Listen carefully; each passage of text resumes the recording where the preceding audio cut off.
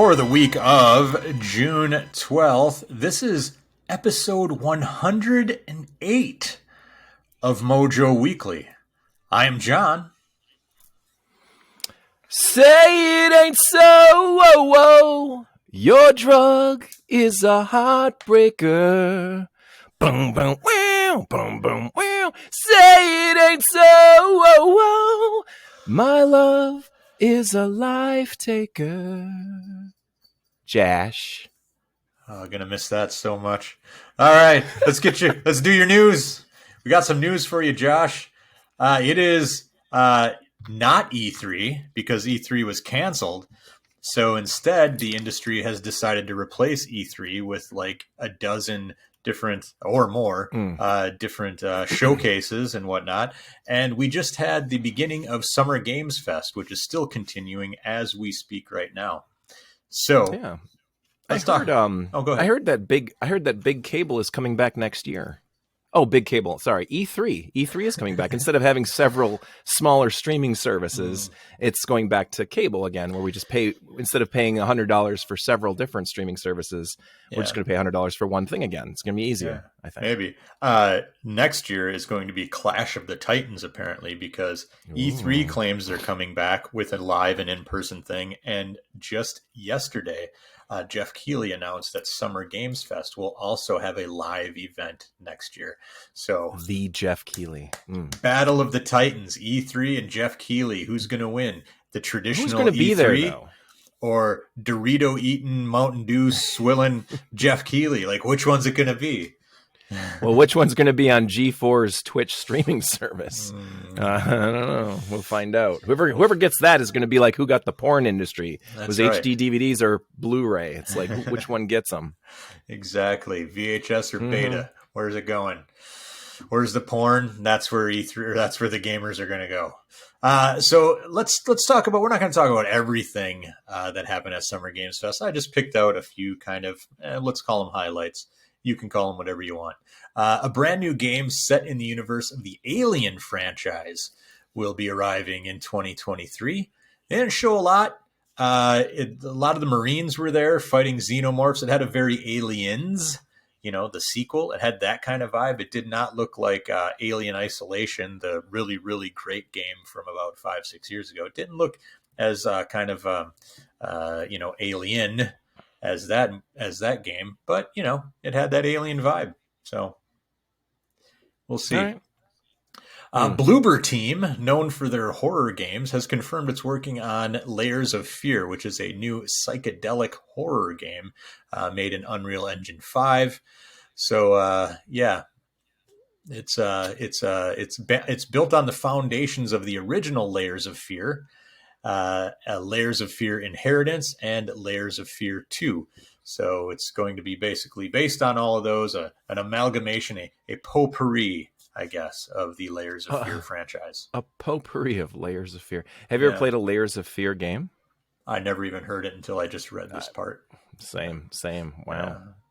It's like we've been in a coma for 6 years, and they're like, the new Layers of Fear game that stormed stores a few years ago. Like, really? Yeah. Okay. I assume it's where Bloober Team made their bank, but I don't really know much about it. So another I don't even know one, what Bloober Team is. They make horror games. That's all you need to know.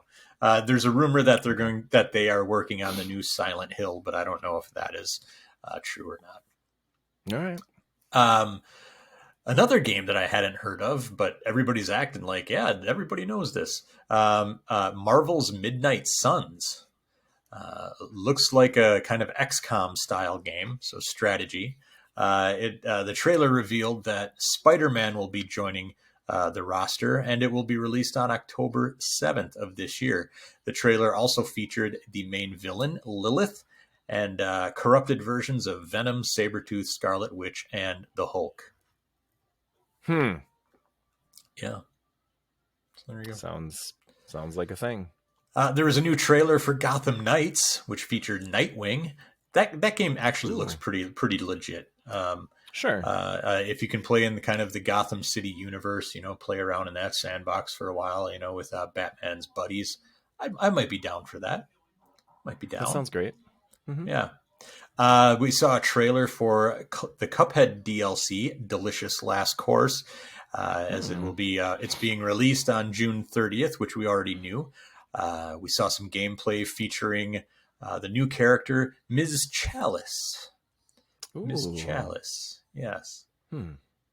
Sure, It's going to sell like 1 trillion copies. This DLC, Sure. Of course, everybody loves Cuphead. Now, is this exclusive to the Xbox initially, or is it kind of going to cross all boards? Because I know that initially Cuphead was straight up just an Xbox entity. Yeah, for quite some time. That's a good question. I would assume that it's coming to all versions of Cuphead that are out there now. So Xbox, it's on PC, right? I don't know, Switch. So yeah, probably. Yeah. So I'm guessing it's DLC for all versions. Neon White, which is a stylish card-based shooter and platformer, comes out next week. I had never heard of this game until just this past week. Some speculation came out that Neon White accidentally leaked the date of the next Nintendo Direct as this coming Wednesday, the 15th. And I'm like, Neon White, what is that? And it turns out it's a pretty cool looking game. So check it out. Yeah, not to be confused with WWE or WWF Hall of Famer Vader, Big Van Vader, whose real name is Leon White. Love it. Here's some news for Josh. I know the original just came out recently, and you're like, wow, so soon? But there's going to be a sequel to Flashback called Flashback 2. Oh, shit. No way. Yeah. Originally released in 1992, 30 goddamn years ago. It's coming out this winter. And they showed a little bit of footage, and it looked like Flashback, but just kind of pretty. Huh. Okay, well, I'm very intrigued by this. There technically was a Flashback 2 that came out for like PC or DOS, maybe even in Europe on the PlayStation 1, I think, or something. But this is, I mean, and a lot of people kind of forgot about it. It was very mid-tier, like hardly even worthy of a sequel. I don't know if it was necessarily called Flashback 2, but I'm intrigued. This sounds awesome. Awesome. Awesome. And then finally, before we get into some other stuff, and don't worry, I've got plenty of good stuff for you, Josh. We got the stuff. They showed us another game trailer for Metal Hellsinger, which is a music-based rhythm shooter, like a FPS, that's all like metal bands in the background. Just nothing but the most fucking badass metal bands you've ever seen. It's like, you know how Doom took the 2016 Doom took like the metal soundtrack to like, whoa, maximum levels. This takes that and just blows it up. It's all just running around. It looks like Unreal Tournament, kind of. You're just running around, fast-paced shooter with fucking metal up the ass. This is called Metal Hellsinger? Metal Hellsinger. Okay, I'm intrigued by that. It looks fucking great, and the soundtrack is metal as fuck. So, it looks really cool. I'm very, very interested in it. Yeah. Cool. So, too. Moving along, this was my favorite announcement, Josh. We already knew about Teenage Mutant Ninja Turtles Shredder's Revenge. Oh my God. Yes, we did, sir. They went and just like dropped a whole shitload of great information about this game. So first up, we're getting a 7th playable character. It is Casey Jones. And he looks like the old school, awesome, original animation series Casey Jones. And he just beating the fuck out of people with a hockey stick. It's pretty great. Hell yeah. They also announced a release date. I don't know. I feel bad for poor Neon White because it's coming out the same day. It's coming out this coming week on the 16th. Yeah. How crazy is that? Yeah. So as much as I really want to check out Neon White, I'm fucking playing Turtles. That day's going to be Turtles. When you first pop in Turtles, I physically, digitally, I assume, on day one, who are you playing as? Who are you playing as right off the bat? My favorite Turtle's always been Mikey. Same. That being said, Mikey tends not to be the best character to play with in the games. I don't know. Sure. Like back in the original or at least the old ones, Donnie had the long bow staff, so he could like poke people from like a mile away. But I'll probably start with Mikey anyway, just out of nostalgia. What about you? Mikey right away. But if Casey's optional and someone's already chose Michelangelo, Yeah. I'll have to take Casey. Yeah. That would be my top 2 right there. I'd also like to take this opportunity to remind the listeners that my family is a group of fucking idiots. Because when I mentioned, hey, Casey Jones is in the new game, first of all, one of them was like, who's Casey Jones? The other one God. was like, who cares? Who would want to play as Casey Jones? I'm like, are you guys insane? What? Yeah, Fucking- it's interesting too because Casey Jones became humongous for the Ninja Turtle universe because of the first Ninja Turtles live action film. Yeah. Prior to that, he was just like some goon in the animated show. He was like this, you must pay. Justice is here. Justice. Yeah. It was like, what the fuck? And then in the live action movie, he was just kick ass and awesome. It was like, yeah, that's the Casey Jones I love. Yeah, and I also really like the spin on Casey Jones that the Ninja Turtles animated series from like 8-10 years ago when he was like a younger kid, like he and April were both like kids. I thought that Casey Jones was pretty great. He had like missing teeth and shit. But that's not all, Josh. There's more. But there's more. There's more. So it's coming out this week on the 16th to all consoles, right? Every single console under the sun. It's going to cost $24.99, but it's going to be free day and date on Game Pass. Yeah, I heard about that. Game Pass. I have Game Pass. I have Game Pass on PC. I should maybe just snag it that way. I don't know. Yeah, Game Pass. So I have a few people now have said this, and I think I am also in this boat. Is that it's great. It's on Game Pass. I might just buy it on Switch anyway. You know, just because this feels like a Switch game to me, and I feel like I need it on the Switch. You know? Especially if you're going to go the route of like limited run games. They have the whole plethora of different collector's boxes. The crazy one, I think, well, there's one that's like $70 or $65 or something like that. That comes with the Pizza Hut coupon for free personal pan pizza. Yeah. There's a huger one with like VHS tapes and T-shirts and all kinds of shit. That's like $200. I don't think I'll go that far, but no. Yeah, I think the Switch feels like the right way to go with that. But I think if I'm going to play it multiplayer with friends, it'll probably be the PlayStation version, which I'll grab digitally for $25, and then later on get it physically for the Switch, just because that feels right, doesn't it? It feels like a Switch game to me. It feels right. Yeah. But wait, there's more. Oh, my Lanta. The game will also feature 6-player co-op.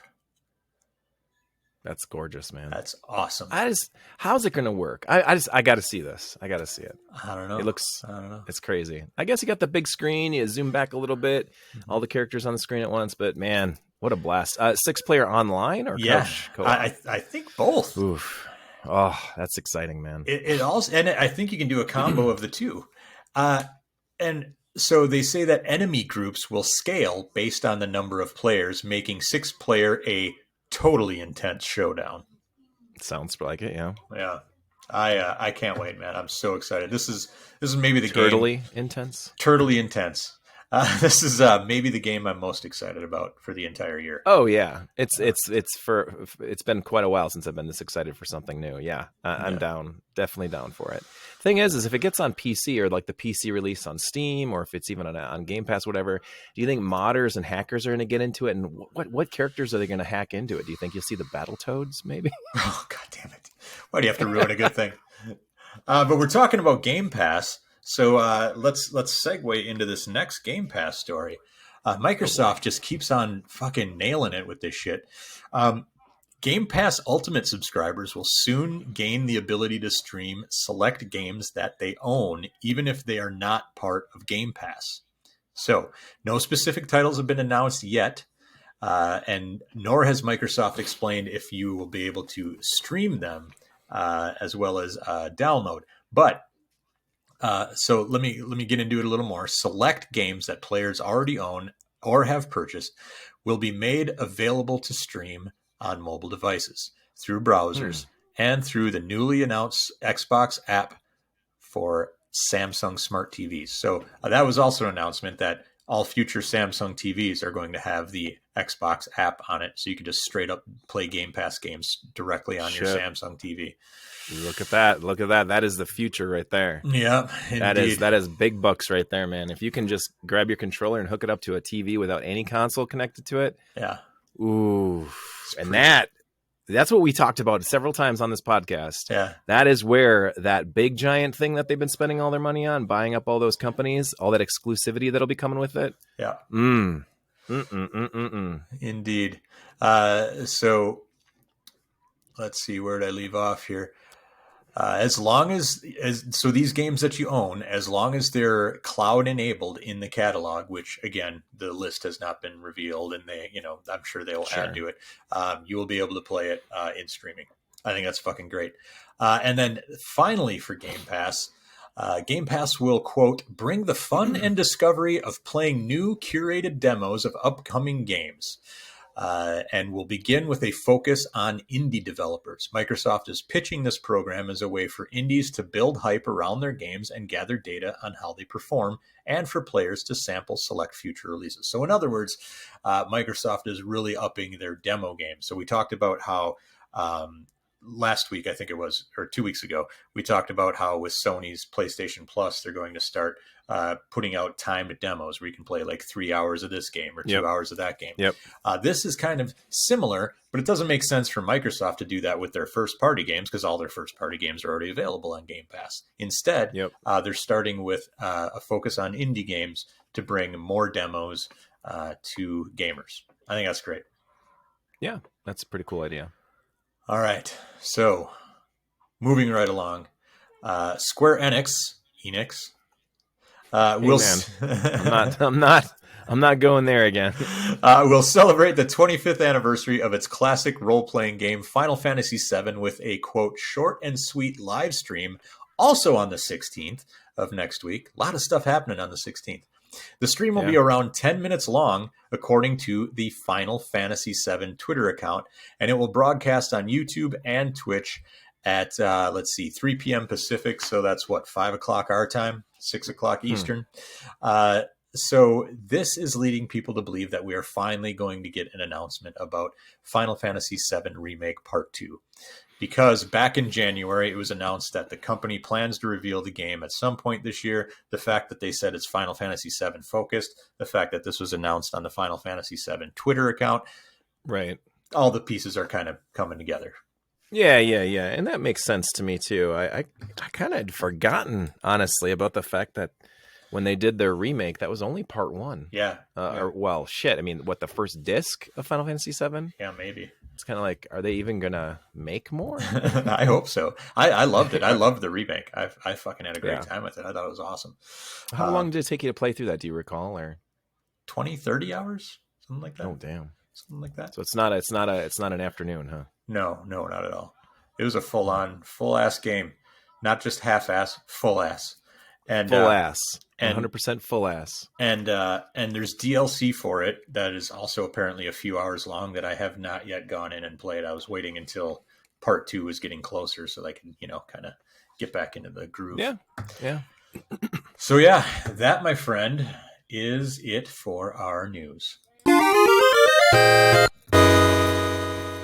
It's time for the new releases. Man, Josh, there's finally going to be one game on here you're going to buy. But we'll talk about the other ones first. I already mentioned Neon White for the Switch and PC. Redout 2 for everything. Starship Troopers Terran Command for PC.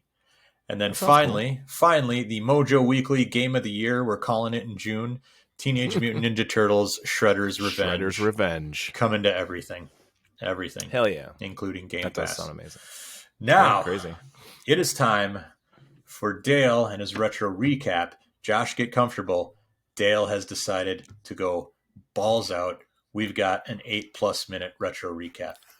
So, oh man, get cozy. Good. Here we go. All right.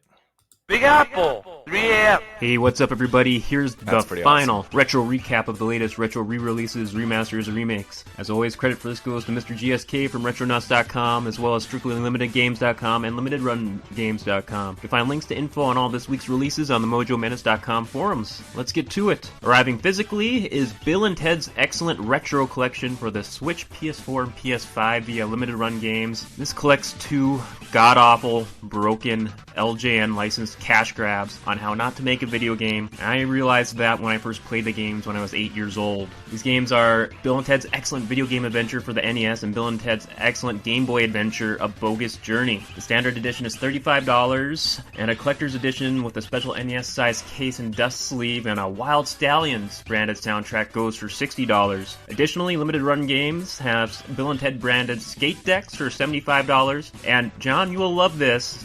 Going back to your MGC pickups, they are bringing back the Bill and Ted branded trading cards in packs going for $6. The Arcade Archives released this week, hitting digitally on PS4 and Switch this week for $8, is Namco's Motos. It first hit arcades in 1985. In America, we first saw this spaceship action puzzler game in the Namco Museum Battle Collection on PSP in 2005. Coincidentally enough, a Pac-Man themed version of this, dubbed Pac Motos, was released as part of the Pac-Man Museum Plus compilation that recently released just a couple weeks ago. Also arriving digitally is Star Wars Knights of the Old Republic 2 The Sith Lords on Switch for $15. It is a port of the beloved Obsidian sequel to BioWare's also beloved Star Wars RPG that laid the foundation for their Mass Effect games. The original Xbox release was notorious for being rushed and particularly rough around the edges, and this release is promising better resolution and lighting improvements, along with publisher Aspyr promising a free update of the PC fan mod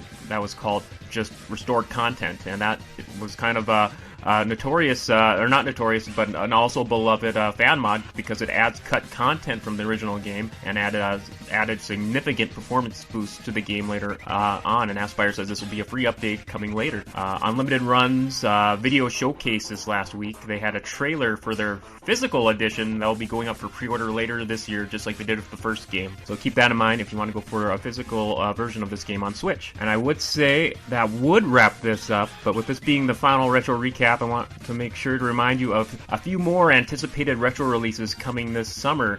From Capcom, they'll be releasing Capcom Arcade Second Stadium. It was just officially confirmed earlier today as of this recording on Jeff Keighley's Summer Game Fest. It will be on PC via Steam, Switch, PS4, and Xbox One, and it will be releasing in July. And it will include 32 Capcom classics. And downloading the hub, just like with the first Capcom Arcade Stadium, if you just download the base hub for free, it will include one free full game, and for the second Arcade Stadium, that game is Sun, absolutely free. A few other personal highlights for me for the 32 games include both Mega Man arcade fighting games. Yes, they made Mega Man arcade fighting games. Knights of the Round, a fantastic beat-em-up brawler. Saturday Night Slam Masters, that's what you get when you mix Street Fighter with pro wrestling, and Capcom absolutely nailed it. 1943 Kai, another awesome beloved shmup in that franchise. Street Fighter Alpha 2 and 3, and Super Puzzle Fighter 2 Turbo, another upcoming Capcom collection, and there's even a little crossover with the one I just mentioned here too. Capcom Fighting Collection will be releasing in a couple weeks on PC via Steam, and then also on Switch, PS4, on Xbox One for $40, and it includes 10 fighting games with Hyper Street Fighter 2, essentially collecting all the various Street Fighter 2 variants. It originally released on PS2 and Xbox, where if you just pick a fighter, it'll ask you to pick which version of their Street Fighter 2 incarnation to pick. It's actually a really cool version of Street Fighter 2. And also included on it are Super Puzzle Fighter 2 Turbo and a complete line of all 5 Darkstalkers entries, and that finally, with a release date tentatively set for New Year's Eve, so you know that means it's going to change, according to Amazon anyways, is Teenage Mutant Ninja Turtles Cowabunga Collection. It includes all 13 Teenage Mutant Ninja Turtle games from the NES, the arcade, the Super Nintendo, Genesis, and Game Boy, with updated quality of life features and online play for selecting games. So that means you get the classics you remember in the arcade, the original Ninja Turtles arcade game, and much more fondly remembered follow-up, Turtles in Time, and also the SNES version, which adds new levels like the Technodrome. And you're actually listening to the complete Turtles 4 Turtles in Time soundtrack, because it is one of my all-time favorite retro soundtracks. Hell, I even have it on vinyl. There will be both digital and physical releases from Konami. Yes, Konami, they're doing a good thing for once. And with the physical release on Amazon, it's currently going for $40 on there. And Limited Run, of course, announced expected ridiculously overpriced collector's edition, which will, of course, hub the whole thing in an oversized turtle van. And finally, just a couple quick retro recommendations. From the past couple years I've been doing this. the first Capcom Arcade Stadium, speaking of the second one that was just officially announced. It's the right way to do a retro compilation in my book, and so was its predecessors, the Capcom Arcade Cabinet on PS3 and 360, and the pair of Capcom Classics collection volumes on PS2 and Xbox. It has a great way to customize your arcade hub to select games, and again, great quality of life, save states or rewind features, and a tremendous assortment of games. I love streaming from the Capcom Arcade Stadium a few times earlier this year with Shma Appreciation Month. I will miss Shma Appreciation Month and was glad to contribute to it as we went all out on Shema Appreciation Love earlier this year. For all the flack it gets, the Nintendo Switch online subscription service is a pristine way to play NES, SNES, and Genesis games. The 64 games not so much, but the way they handle save states in it is flawless, and playing the games online with friends is awesome. I introduced my nephew to Super Mario Kart in a great way, playing that online with him. I love the Sega Channel in the mid-90s, and this is a much better and improved version of that. Speaking of Sega on the Switch, there are a multitude of Sega Ages releases on there that are all lovingly crafted releases from the master retro porthouse that is M2, with them especially going above and beyond, bringing games up to date with quality of life visual and gameplay enhancements for titles like Virtua Racer and the godfather of the RTS genre, Herzog's Y. There are even a ton of retro game options if you have an Xbox Ultimate Game Pass subscription, but of course you already know that. Just a couple quick just collection recommendations for the Xbox and PlayStation 4 and 5. The Blizzard Arcade Collection is a great way to experience their unheralded 16-bit library with gems like Lost Vikings 1 and 2. Rock and Roll Racing with awesome 16-bit chiptune versions of Heavy Metal jams. And of course, Blackthorn, which is just Prince of Persia with guns. Big props to Konami with the recent Classic Collections releases for Contra and Castlevania. That is the way to experience them. Street Fighter 30th Anniversary Collection is the way to experience all the classic Street Fighter games, and the online experience is smoothly integrated so you can jump to different games on a whim and maintain connections with friends. Sega Genesis Classics is a must-own bargain for any fan of Sega's 16-bit console, and it smartly implements quality of life features and has a nostalgia-based 90s bedroom hub it all operates out of.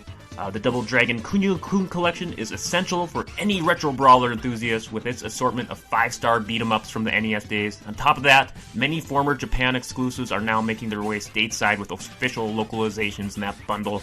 I can go on forever, I'm losing my voice, but this shell-shocked 16-bit score is almost up, so thank you for indulging me with this last heaping dose of retro love. That wraps it up for the Retro Recap on MoJoWeekly.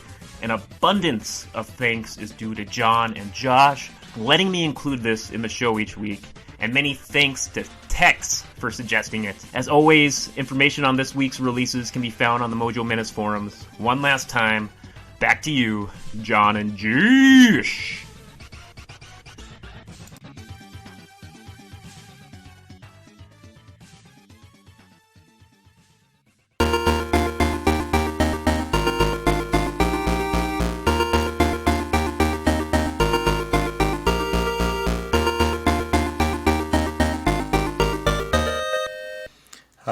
That music, that wonderful music. The Ninja Turtles music or the Bonk music? Both. Yeah, no, I loved him using all that Turtles 4 soundtrack in the background. That was awesome. Yeah, usually I kind of cut the music a little bit just to move things along, but I let the music go all the way until he's just about to cut it. Yeah, but that son of a bitch, Prince of Persia with guns. That's basically what Blackthorn is. Hey, that's like saying Ocarina of Time is basically Mario with a sword. Oh wait, I once said that. I said that once. That does sound like a Joshism for sure. It does sound like a. But the other lovely music belonged to one of my favorite games of all time. One of the games that made me completely passionate about video games and obsessed with them, and that is Bonk's Adventure. And so we figured for this final game spotlight, we would tackle the Bonk series. Bonk's Adventure. Yeah. So, Josh, I'm going to assume that your first experience with Bonk was on the TurboGrafx, but correct me if I'm wrong. No, that is accurate. I remember seeing Bonk's Adventure on the NES, and I had an NES before I had a Turbo.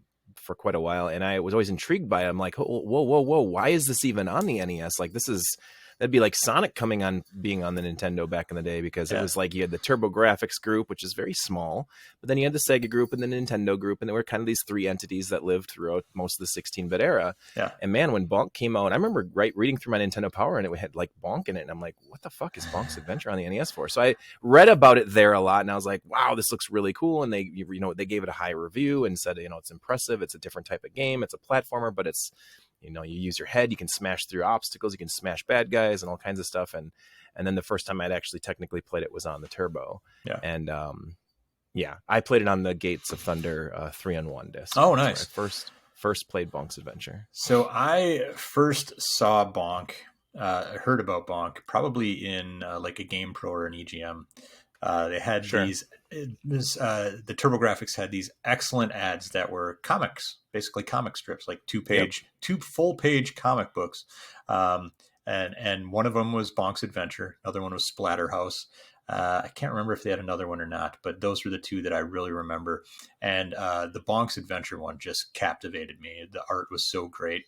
And in fact, Dave, a few years ago, he got me a framed copy of that, and it's hanging on my wall in the basement. Oh, no. I literally almost wept when I opened it up. I was like, Dave, you have no idea how important this was to me as a kid. Like, I loved this. That's anyway, so cool. But the first time I played it was on the TurboGrafx. I rented it from Lincoln Video because I hadn't bought it yet. Our local video store that you and I have talked about a few times, for whatever reason, they rented TurboGrafx games. It made no sense. There were literally 2, maybe 3 people in town who had a TurboGrafx, and I just happened to be one of them. So I was blown away when I went and walked into Lincoln Video one day, and they had like a shelf of TurboGrafx games. I was like, what the fuck? How is that even possible? Yeah. they didn't have just 1 or 2. They had like 17, I think. Yeah, of they like had a the whole first pile. year's worth of games. Yeah, they bought them, just like they were thinking like it was going to be the NES. Exactly. Like, this is the next thing. It was crazy. And segue to a few years later, you and I, unbeknownst to one another, were in a desperate struggle to see who could buy up all the games first. And I have a pile of TurboGrafx games down there. If you open it up on the back of the manual, it says property of Lincoln Video in Sharpie on it. But anyway, that's neither here nor there. I played it and I fucking loved it. And I was able to buy it very soon after that. I was just obsessed with it because, big, beautiful sprites, super colorful. It was back in the heyday of mascot games, right? Like mascot platformers. Right. So I was just fucking obsessed with it and playing it all the time.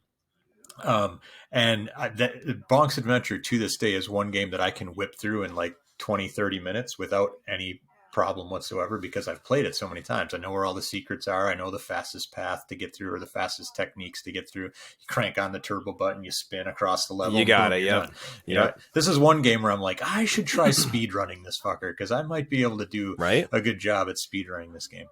But anyway, and I still think that while it may not be the best Bonk game, I think it might be the best playing Bonk game, like the best controlling Bonk game. That's a great way to put it, because I think that as much as I love Bonk's Revenge, and I think when I play through Bonk's Revenge, you start playing it and you get like a level or 2 into it and you're like, this is really good. But the more you start playing it, it has this certain, flavor to it where you could honestly put it up against Super Mario World, Sonic the Hedgehog, and you're like, this is just as good. Like, this game looks as good. It has all the characters have personality.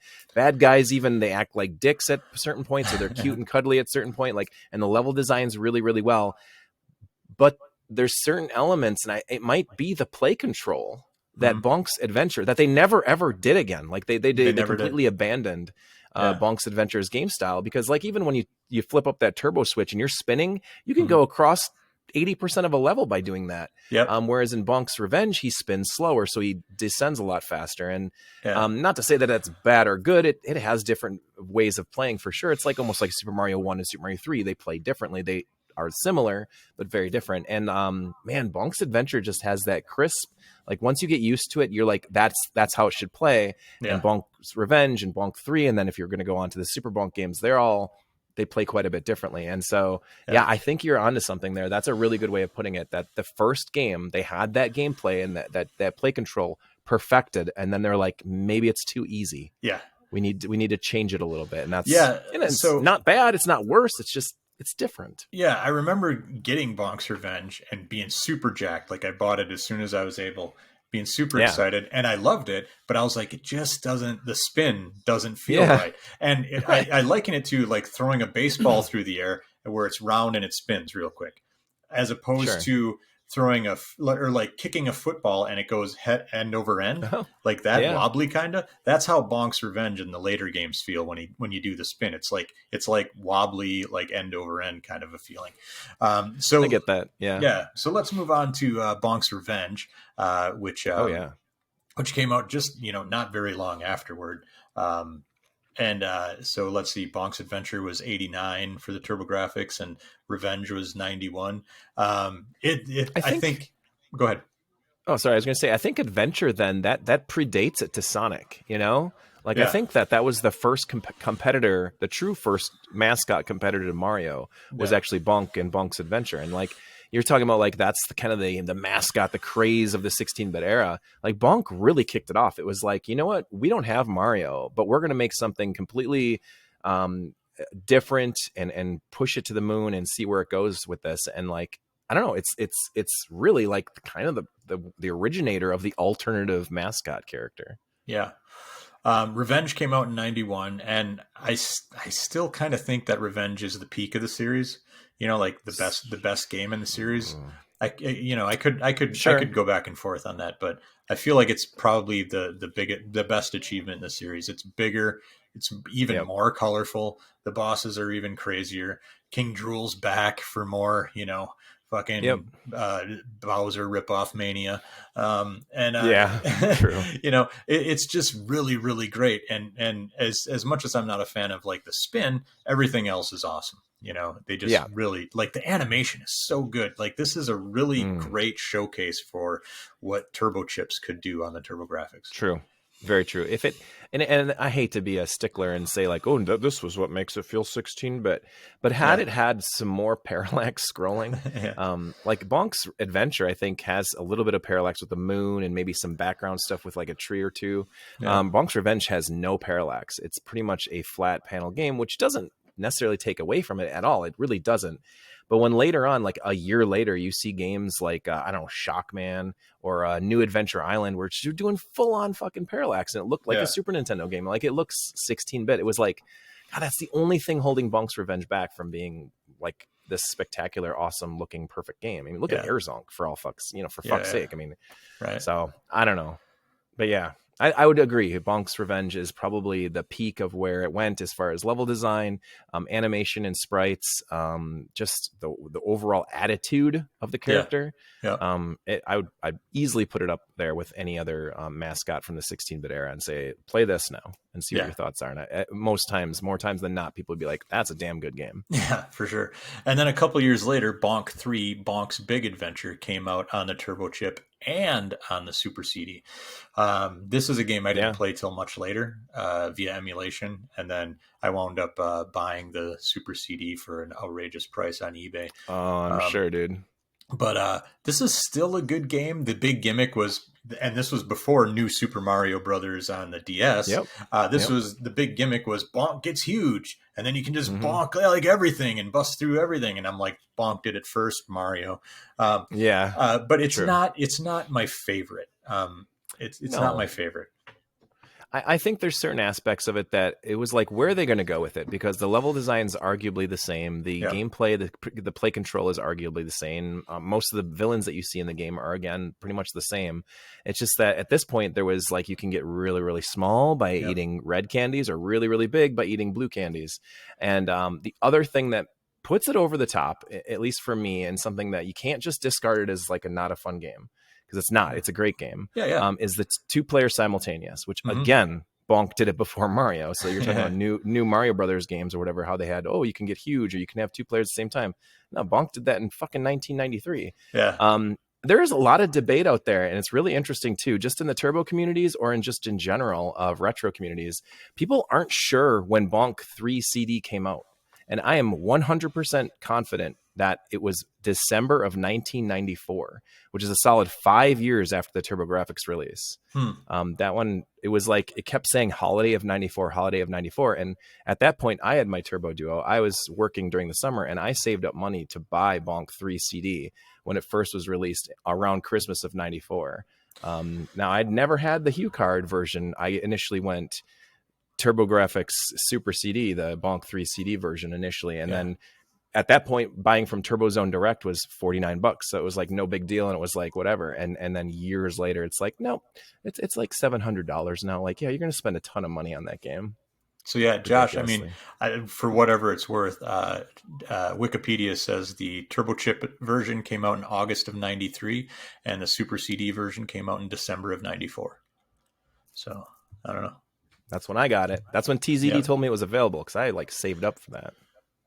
Yeah, and so again, you know, the big gimmick was the varying sizes and playing it multiplayer. And then, you know, that was kind of the end of the TurboGrafx, the end of the Turbo Duo and all that business. Right. So, I mean, we had seen Bonk on the NES and Famicom, but Super Bonk came out on the Super Nintendo in 94, and it was very similar to Bonk 3 as far as the stages. Yep, it was very similar. Very long stages. That was one thing that the Bonk games always seem to have, is games or stages where it felt like it was almost like a battle of attrition. Like, can you stand the fact that these stages are 20 minutes plus each? Like, holy shit! When is this going to end? It's like you get to one of those little like go this way or go arrow sign things. You hop down, it goes and you're like, finally, and it's like, nope, 1-7. Like, are you fucking kidding me? Exactly. Oh, God. Exactly. And these are games, both Super Bonk and Bonk 3 were games that I really didn't play all that much until like a few years ago. I was like, you know what? I'm going to play through all of these. And I actually started to like them both, especially toward the latter levels. Like the first handful of levels, I wasn't impressed with. I don't like Bonk running around the city or in somebody's house for some reason, you know, like, this is fucking dumb, or going through a multitude of pipes for no reason. Like, goddamn, this is annoying. But once you get past all that, they're actually decent games. The game that I was most surprised by, and that I did not play until many years later, was Super Bonk 2. On the Super Famicom. It never came to the States. It was Super excellent. Genjin 2. Yep. It is basically Hudson's and Bonk's answer to Super Mario World. There's an overworld map. Bonk takes up a little less space on the screen, so he's proportioned more like Mario on the screen, and the levels feel very much like Super Mario World to me. I love this game. It's really good.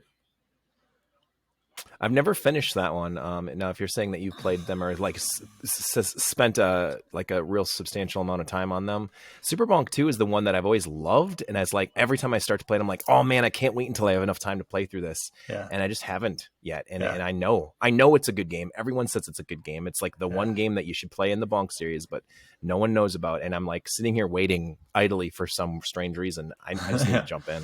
It's such a good game. It's like one of those forgotten gems that you always hear about. You know, it's like, oh, there was a Super Bonk 2, and it's fucking amazing. It's like one of the best in the series. Like, holy shit. Really great. Yep. So, you know, if you want to find a ROM out there and play it, or import a cartridge. It's a cheap game. Yeah. It's a cheap game, and modding your Super Nintendo to play it, just all you need is to pull off a couple tabs, man. Yeah, and you're good to go. Which I've done. And I don't regret it for a second. And then, you know, there were Game Boy games that were fairly decent. You know, they were fun. Yeah, that was a big one. The Bonk's Adventure and Bonk's Revenge both came out on the Game Boy, regular OG Game Boy, and they are not ports of the Turbo version or even the NES one. They're actually original games. Bonk's Revenge is, I have them both on Game Boy, and I have another game that I have never played through all the way. Either of them, but they seem really cool. Like they're just new Bonk games, new levels, all sorts of different variety of enemies, bad guys, and you know, same play controls. It looks really cool. So all of these games are great. Like there isn't one single Bonk game that's like, oh, avoid. They're all like, they had a good freaking formula and a good system put together, and they just made good games. Yeah. There was one game that I wasn't familiar with until actually quite recently. It's called GB Genjin Land Viva Chikun Kingdom. And this is a series of mini games for the Game Boy.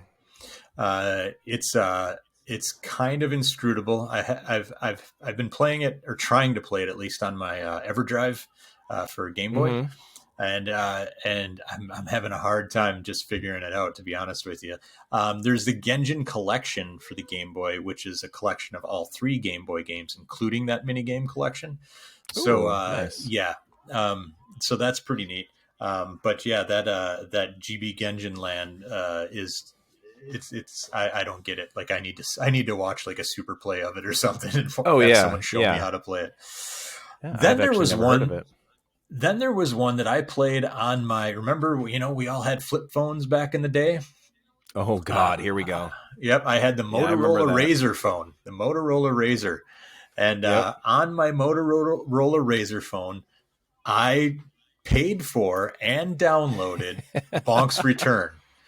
And I tried my best to play it with the clicky little buttons on my flip phone. And I will tell you, it was a struggle. It was a fucking struggle. But I did it. I didn't play through it. I got pretty far before I just said enough of this. But I'm such a Bonks fan that I was like, all right, $10 or whatever it was, I'm playing this damn Bonk game. I did not like it. I actually figured out how to emulate it several years ago on a Windows PC. Ooh. And I played it a bit. It was better because I had an actual controller, but it was still like, remember how I told you that Bonk's Revenge had the wobbly football? This was like, he spun like, in the air. It was really bad. And his jump was like up, over, down, up. Oh, over, that's down. rough. It was really, really bad. And then there are a bunch of like iOS games that were released in Japan that I think I've played a couple of them via emulation as well. They're not great. Oh, sure. They're kind of just like little cheap like puzzle games. There's one, that same game, everybody's made a version of that. Yep. Or Samegame, if you want to be, whatever. Samegame.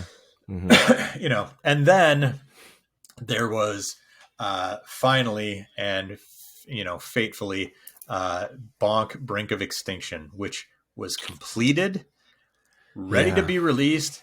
Torgo on our Discord played it at E3. I was not at E3 that year, so I did not play it. Or maybe I was and I just didn't find it. I don't remember. But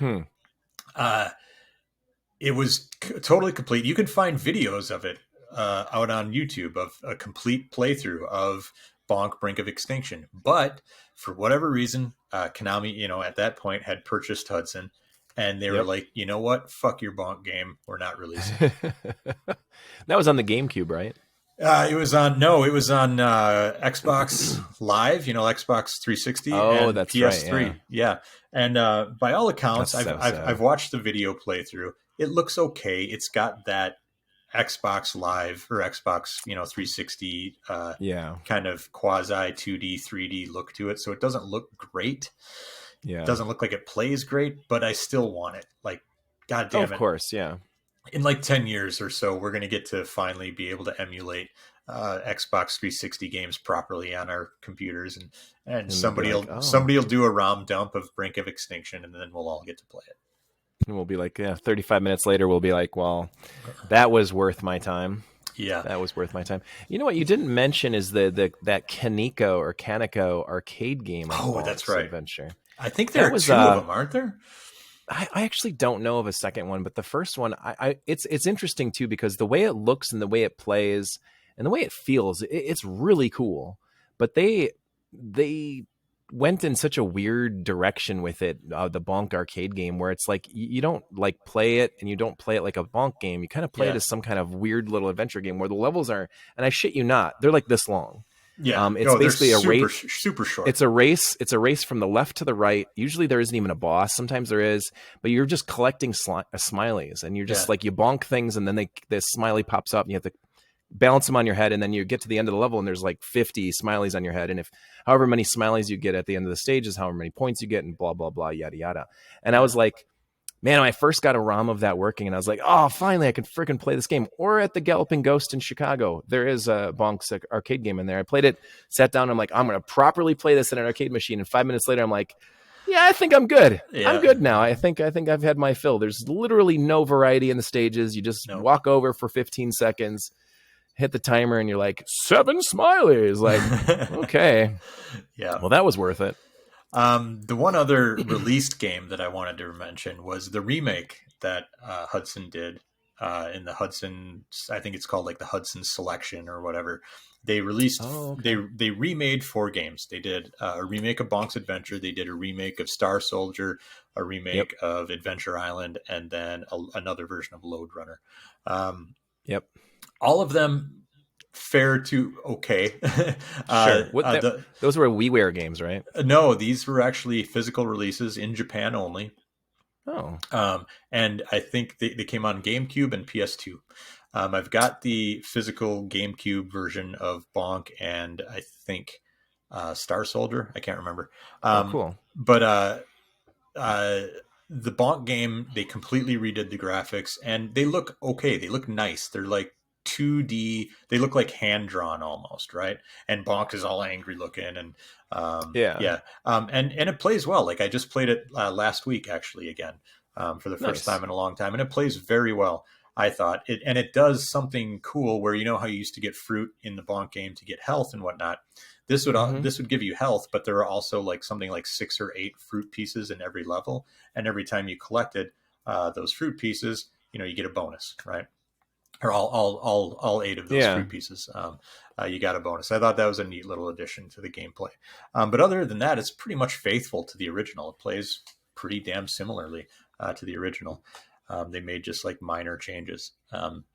Outside of that, we had some unreleased Bonk games. They were planning a virtual Boy Bonk game. That never got released. The most famous one, I think, is Bonk 4, Bonk RPG.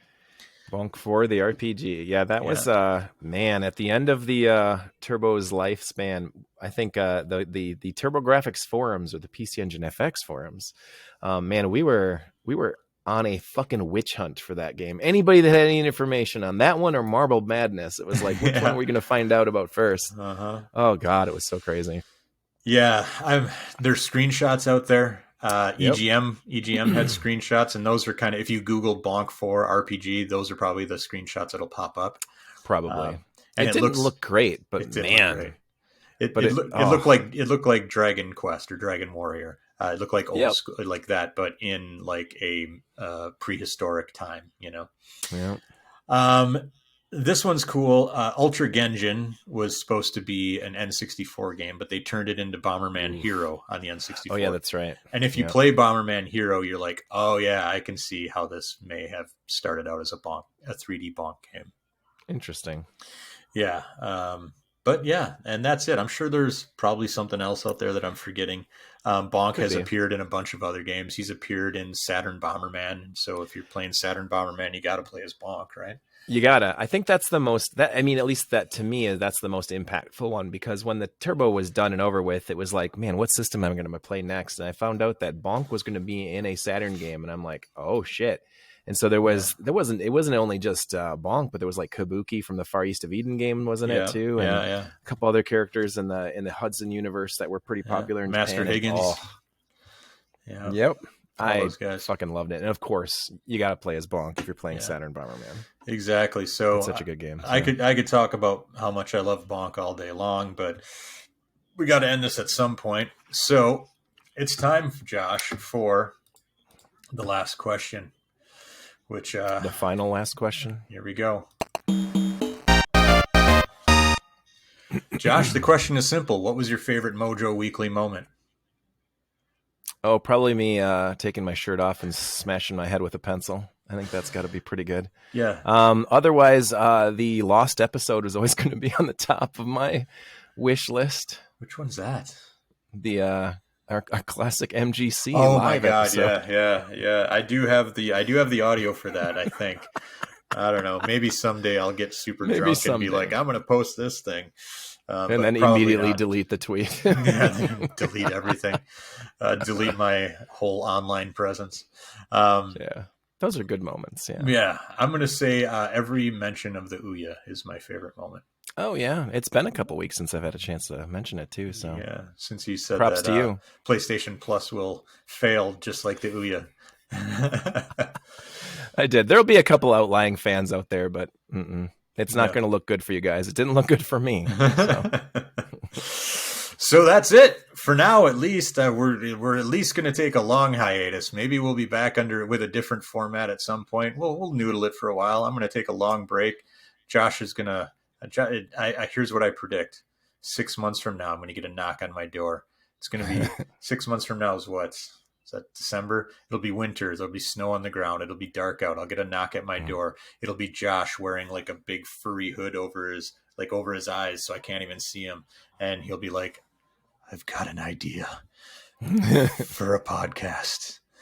And then I'll be like, God damn it, just when I thought I was out. And then fade to black, roll credits. Drags you back in. That'd be great. That's like the Super Mario Brothers the movie ending. Oh. Where it's like I come in and I'm all covered in like sewage and stuff, and I'm like holding a sign that says episode 109. And I'm like, John, you're not going to believe this. And then credits. I like that. So the way we'll announce it is we'll put up just a graphic that just simply says episode 109 coming soon. That's what we'll do. Perfect. That's I what like we'll do. it. I love it. All right. In the meantime, go to our website, MoJoMenace.com, where you can find links to the forums, the Discord chat, and our sweet-ass merch shop. And I'm pretty sure there's a sale going on right now, and I think our TeePublic rep is probably mad at me for not pimping it on Twitter or whatever. Ass merch.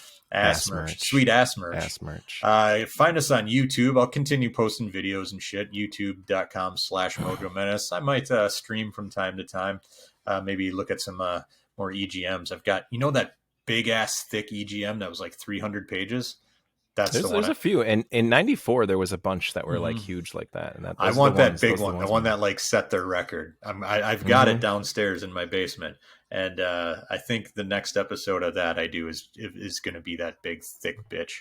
But it's going to be a 6-hour stream. It's going to take me a long time to put that together, that PowerPoint together. Goddamn. That's awesome. But anyway, twitch.tv/MoJoMenace. Some of the social medias, but because fuck Facebook, MoJoMenace. Josh, where can they find you while they wait for episode 109? Well, geez, where can you find me? You know what? I just finished Tokimeki Memorial on stream this last week. It was an awful experience. Actually, it's a great game, and my very first playthrough, I really, really blew the pooch. I didn't fall in love at all. No girls like me, which isn't too surprising. And I'm a pretty unlikable guy. But hey, if you wanna follow me on Twitch or Twitter or whatever, just look me up at _Joshua Turbo. Don't forget the underscore. It is the most important underscore in all of the internet. And that's it for us. We'll see you for episode 109 at some point. Bye. Sing along if you know the words. Eat the tacos. Come eat the. Eat the tacos, come eat the tacos. Eat the tacos, come eat them up. Eat the tacos, come on. Eat those tacos. Eat those tacos. Come eat them up. Keep it going. Eat the tacos, come eat them up. Eat the empanada. You can have an empanada or tacos. I don't know the rest of the lyrics and bananas. Well, that's cool with me because we all eat tacos. That drum beat, can't do that on Genesis or Super Nintendo. They don't have any timbale on the Genesis. Of course they don't. How could they? Sega doesn't do that shit. 50 Shades of Brown on the Genesis. TurboGrafx does what Sega and Nintendo don't. Word. All right. Hold on. Okay, all right. We'll just end this shit. Oh, nice. Very nice. Shit. There it is. That was the fade out. All right, we're done for good. All right. Yeah.